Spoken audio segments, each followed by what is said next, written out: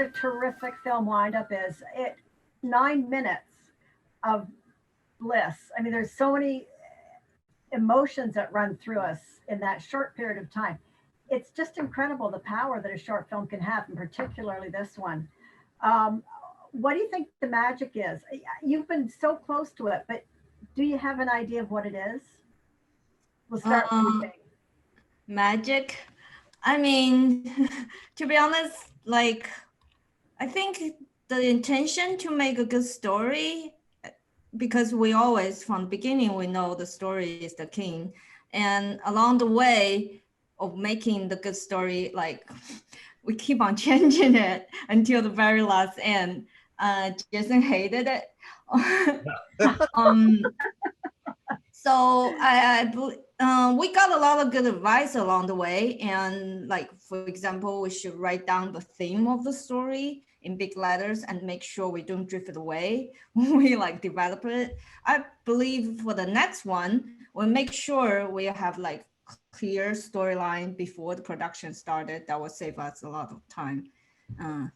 Yeah. I mean, what a great learning experience that must have been. Yes. Yes, sure. Learn a lot. Yeah. When you say the next one, could you foresee a feature based on Windup? Oh, I hope so, but I think like relatively, I think probably a short after that, another short. Hopefully. Yeah. Well, all part of the future. Jason, you have children. I'm wondering how that may have transformed your work on it or your ideas on Windup. Yeah, I mean, so my wife became pregnant during the production of Windup. Oh. So it was kind of like, oh, I can relate to this father now and project what he felt. And even though this was after the film, my son was born 4 months ago. He's 4 months now.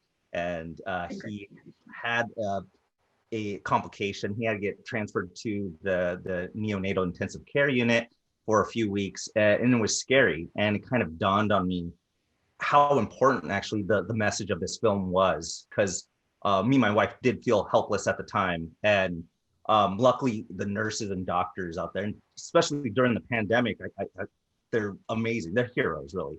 And they kind of instilled this hope every day, and kind of allowing us to never give up on it, right? And I feel like in you know, you talked about the magic of the film. I think that is kind of encompasses the magic, where whether it's a friend, a doctor, or a film, to have something to give you inspiration of hope and for people to keep going, I think is important, especially now. Yeah. What an incredible coincidence. I'm glad things turned out. Oh, yeah. He's completely healthy now and normal. And, you know, I just want to thank the doctors at this point.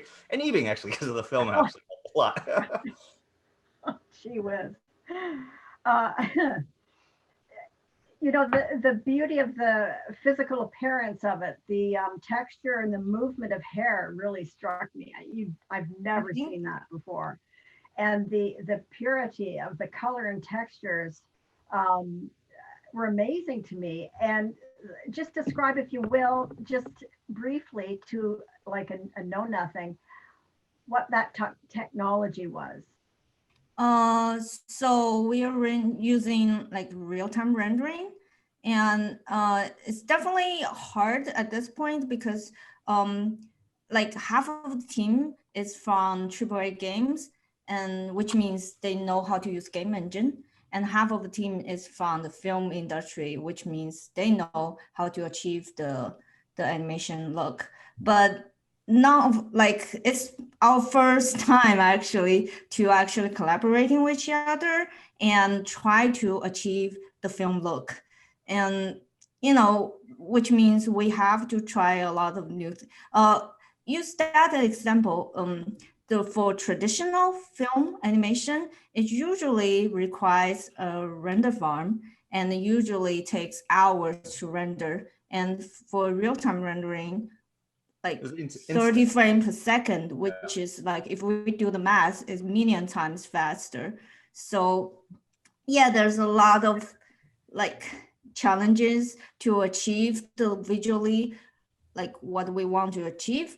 but at the same time, like we feel like really rewarding by doing this, because every single step, like we have to try a lot of new things, and we have to, you know, invent a bunch of like new features to achieve this quality.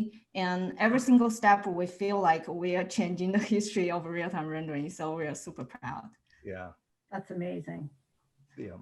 For just to get perspective, because I, you know, Yibing came from games. She's used to real-time rendering.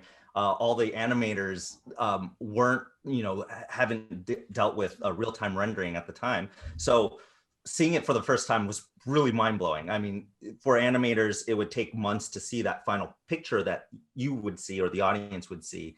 And we were able to animate a shot and then see that instantly. So like you said, that beautiful hair and the kind of the glint in the eye when you see Kiki pop up and hear the music, those are kind of important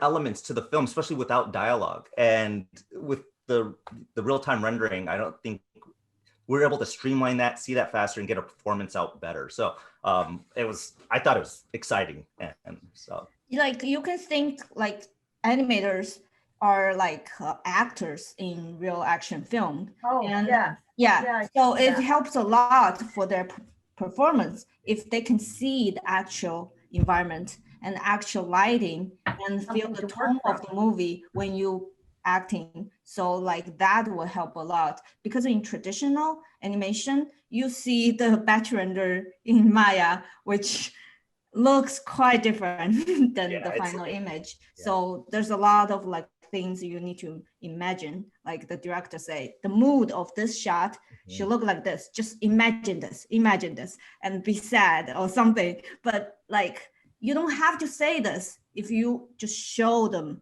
this is the environment and feel it.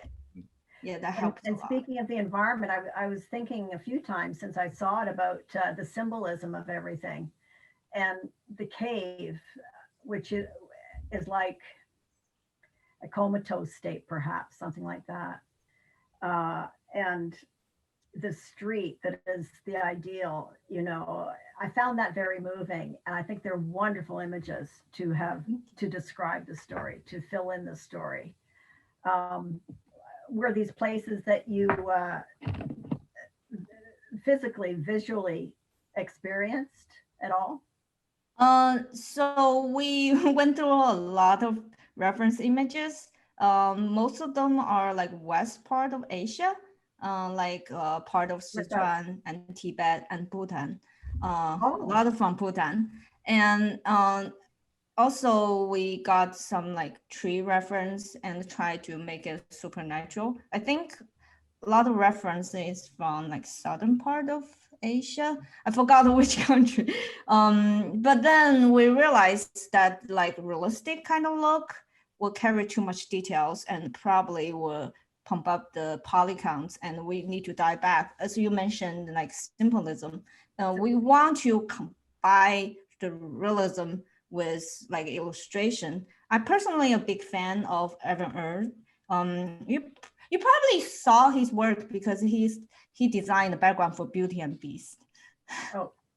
But like probably didn't hear his name. Like his style is like combine realism and illustration. So you keep the clear and smooth silhouette of the model and everything, and then add it back illustrated patterns. So we did that.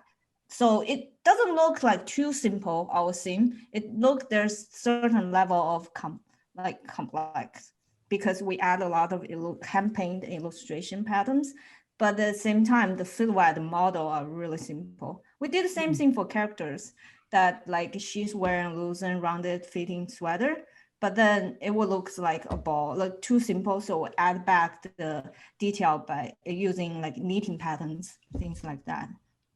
Yeah, you know, when it's astounding when I think of it. I think back to the first sort of film of state-of-the-art technology years ago, Polar Express, and how far things have come. And this to me is a new touchstone. Jason, can you just comment on that? Yeah, sure. So with the animation, I'm glad you bring up Polar Express because It's interesting because they used mocap, right? And then and that was what was great about Yibing, because in games they use motion capture a lot, and I think there is a place for it if we can use it for like reference and all that kind of stuff.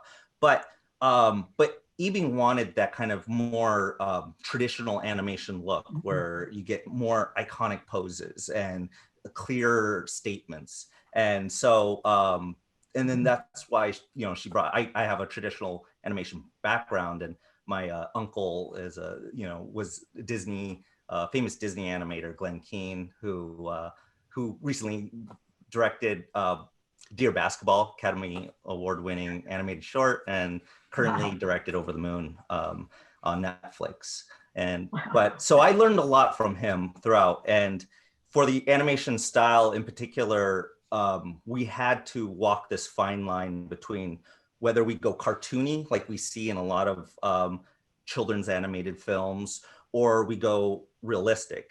And we didn't want to go realistic, sort of like Polar Express, where it gets muddled and weird between mocap and, not to say Polar Express is weird or anything, but, or too cartoony, where it becomes a joke. We needed to have it handle the emotional weight of the story.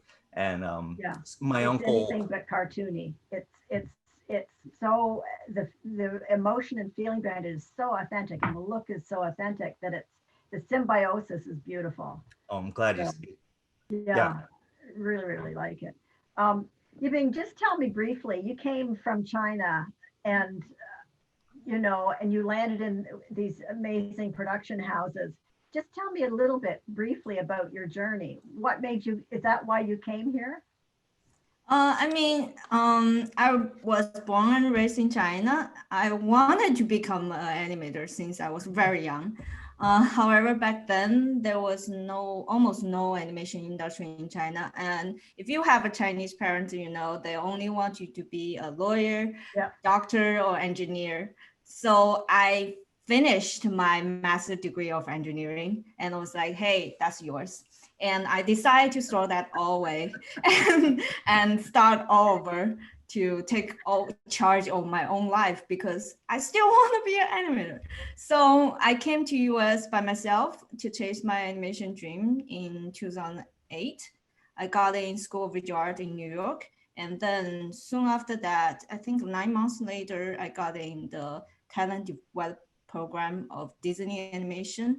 And since then, I've been working in a range of animation and AAA game studios such as Naughty Dog, Pixar, Disney Animation. Incredible. Before Windup, I made a bunch of short by myself, because I always I try to do directing. But this is actually my first time to be a real director. Well, you did a wonderful job. And Jason, you obviously come from a showbiz family. So, you probably grew up with a lot of this around you. Did you just love it so much you had to stick to it? Or did they go, you've got to do animation? No, it's funny because I would say, like, you're with your family, and whatever your father or uncle's occupation is, you kind of think everyone is. So it's kind of a normal thing. Like, oh, isn't your uncle an animator, or isn't your grandfather a cartoonist? That kind of thing. I love drawing. I love all that, but I love film, the most when I was younger, and it's kind of what I strived for. I tried to get into USC film school. I didn't get in, and I was, I looked at my uncle. I'm like, oh, he's making movies. He started as an animator, so maybe I should get into animation. So, and then from there, I pursued it. Yeah. So I wasn't really, and then, but it wasn't as easy as I thought. It's a lot of work, it's a lot of heartache, but it got us here, and Yibing gave me an opportunity here, so I'm happy. So good. Thank you. I'm gonna finally find Jason. We're looking for a lot of resume and test, and you are the first one passing the test. Actually, the only one. Thanks. I remember when you're like, Jason, the shot's a test. You better. Oh, okay. All right. I'm gonna drop a name. I met Bob Clampett years and years ago. Yeah. And I had an art, he did a drawing for me, and I don't know what became of it. I mean, it didn't leave the studio, so I don't know what happened, but I was so glad to have met him. And Oh, yeah. I have he was great fantastic. respect for animation. Yeah. Yeah. So That's thank you both. Just a charming film. Thank you. And please make a feature edition. Yibing. Thank you so I'll be much. watching.